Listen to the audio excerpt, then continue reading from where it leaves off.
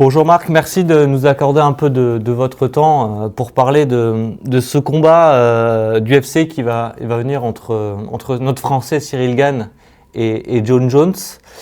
On va remonter un petit peu en arrière sur votre carrière, 21 ans en arrière. Vous êtes champion du monde WBA des lourds légers et vous avez disputé face à Klitschko l'un des plus grands combats français de toute époque, toute discipline et toute catégorie confondue.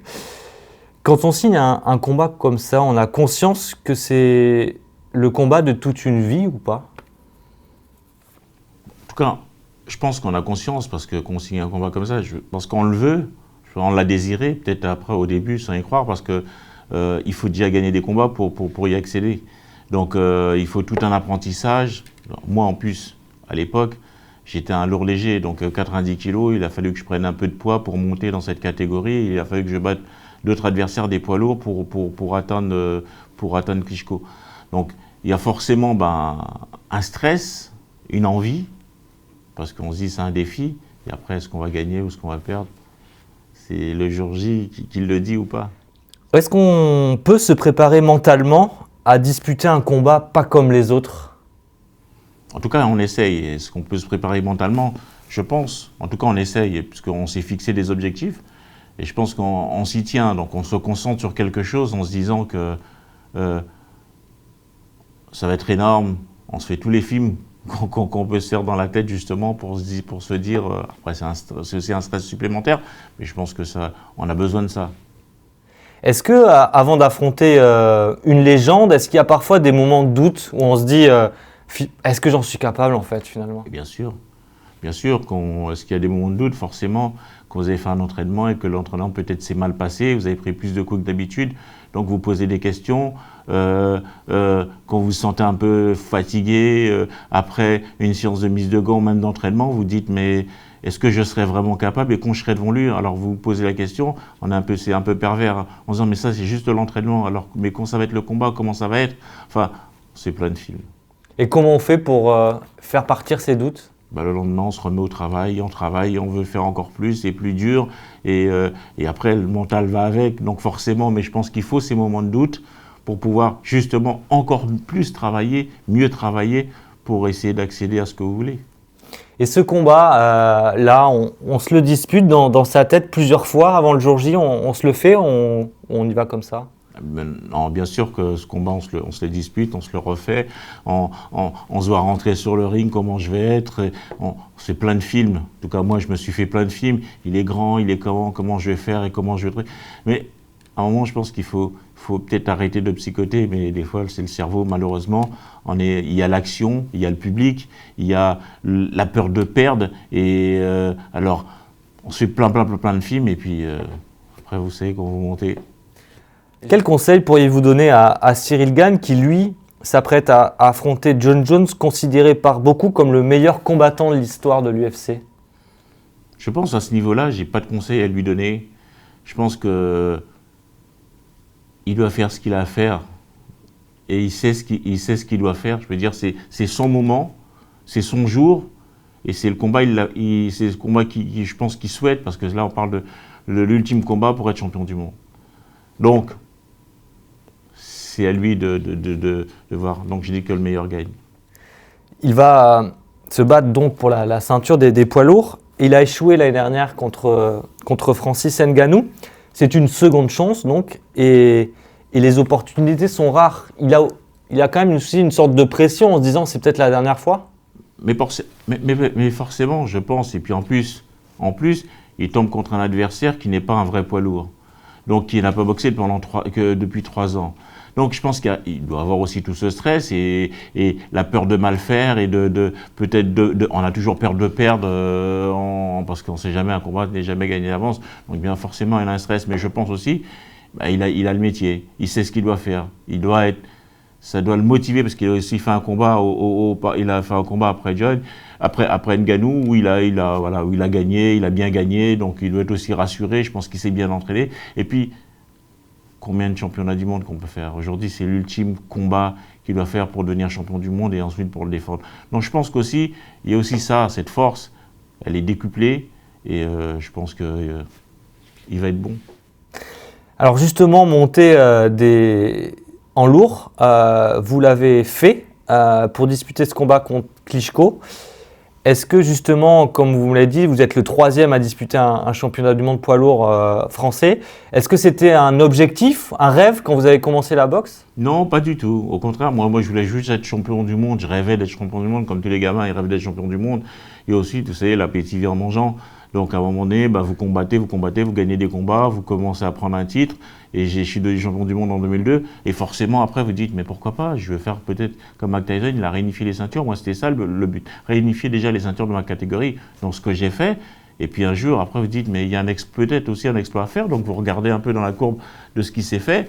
Et vous regardez 1921 pour les poids lourds, le truc. Et bon, je me dis, je suis pas trop loin. Donc, si je travaille, eh ben, il peut avoir peut-être un exploit. Donc, voilà, c'est une autre motivation, c'est un autre truc. Et puis, voilà, je l'ai fait. Aujourd'hui, il n'y a pas de regret. Sincèrement, j'ai fait tout ce que j'avais à faire. Il a été plus fort que moi.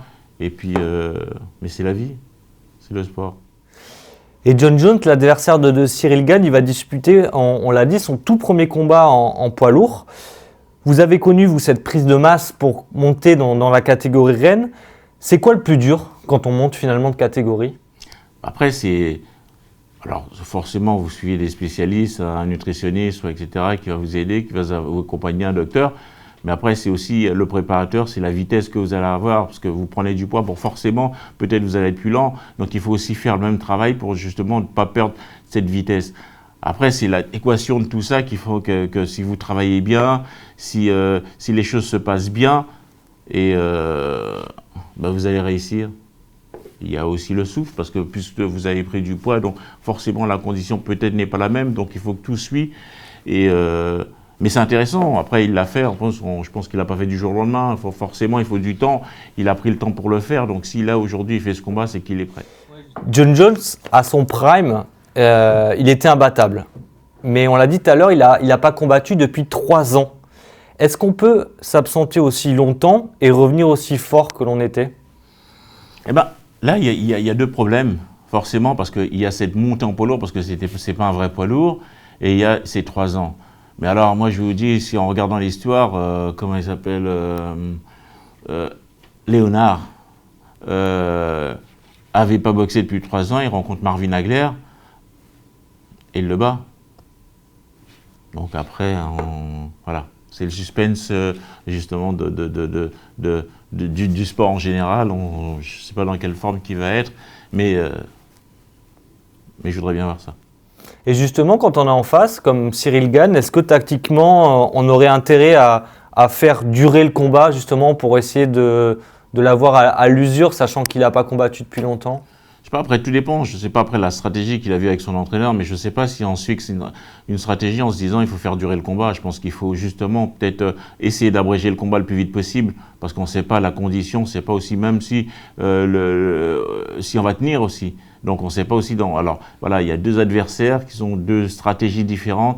La même motivation, c'est le truc, il y en a un qui a pris du poids pour devenir, depuis 2 ans, qui travaille pour devenir champion du monde, donc il doit être sûr de lui pour rencontrer Cyril. Vice versa, Cyril, il a perdu la première fois contre Ngannou, et là on lui donnait une autre chance. Et peut-être derrière, peut-être il n'aura plus de chance. Donc là, vous avez 2 motivations différentes, et il y a 2 exploits. Donc, l'autre devenir champion du monde parce qu'il l'a raté, l'autre le fait d'avoir pris de la masse et devenir un poids lourd et directement de faire un championnat du monde. Donc, là, il y a un vrai suspense. Et justement, en plus, il va combattre à l'extérieur, à Vegas, aux États-Unis, chez Jon Jones. Donc, il peut aussi prendre des risques parce qu'on sait que si c'est la décision, ça va à la décision, l'Américain peut l'emporter en fait. Oui, mais ça, après, je ne sais pas si on se pose trop ces questions, parce que moi j'ai peut-être boxé moi à l'étranger qu'en France, mais en tout cas sur les championnats. Mais je pense qu'on ne se pose pas cette question. Je pense qu'on est prêt, on est déterminé et on sait ce qu'on veut. On sait pourquoi on est là. Donc peu importe Las Vegas ou pas, un champion reste un champion. Et s'il fait ce qu'il faut, eh ben, il n'aura pas à se plaindre que ce soit des arbitres ou que ce soit du public. Techniquement, c'est vrai que Jon Jones, tous les spécialistes le disent, il sait quasiment tout faire mieux que Gane. Il a beaucoup plus d'expérience. Comment on fait pour préparer un combat contre un mec finalement qui fait tout mieux que toi? Oui, mais ça après c'est un peu... Alors je dirais que les spécialistes, c'est un peu comme le DUMAT. C'est comme un peu le dimat dans la politique. On va toujours le gagner, c'est jamais vraiment ce qui se passe. Je pense qu'à un moment donné, en boxe, vous avez deux adversaires avec deux stratégies différentes, et à un moment donné, il y a une détermination. Et ça, personne ne le contrôle. La volonté. Qu'est-ce que je veux faire et pourquoi je suis là. Et donc les deux, ils ont chacun leur volonté et leur détermination. Et je pense que c'est là qu'il va décider. Celui-là qui a le plus envie, qui a le plus faim et qui a plus besoin de ce titre, il ira le chercher et sortira ses tripes pour sortir victorieux. En cas de victoire de Cyril, qu'est-ce qui aurait le plus d'impact finalement? C'est la ceinture mondiale des lourds ou accroché à son tableau de chasse le combattant considéré comme le meilleur de l'histoire de l'UFC?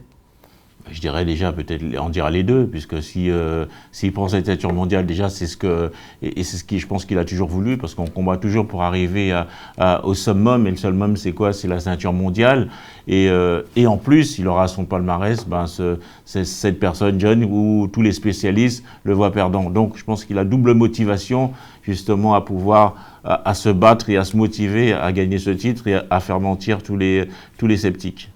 Alors justement, chez les poids lourds, on ne peut plus monter de catégorie après. Donc s'il le bat, il aura battu le boss final finalement. Est-ce que il ne pourra jamais aller plus haut aussi? Non, on ne peut pas aller plus haut. Enfin, après, je pense que le plus dur, c'est après, ensuite, c'est garder le titre. Vous avez réussi, ok, très bien. Mais après, tous ceux qui arrivent derrière vous, justement, ils veulent vous le prendre. Et je pense que là, c'est ça où ça devient plus dur. C'est de pouvoir le garder. Et comment on le garde et combien de temps il va le garder. On a vu Ngannou, il a régné sur cette catégorie, quoi qu'on dise. Maintenant, après, celui qui gagne, c'est de pouvoir régner. Parce que s'il le perd le lendemain, on dira que c'est peut-être un accident. Moi, il y a deux champions. Je dis que le meilleur gagne. Et voilà. Alors, bien sûr, il y a toujours un petit plus pour Cyril parce qu'il est français. Mais bon, dans cette optique-là, je dirais que le meilleur gagne vraiment.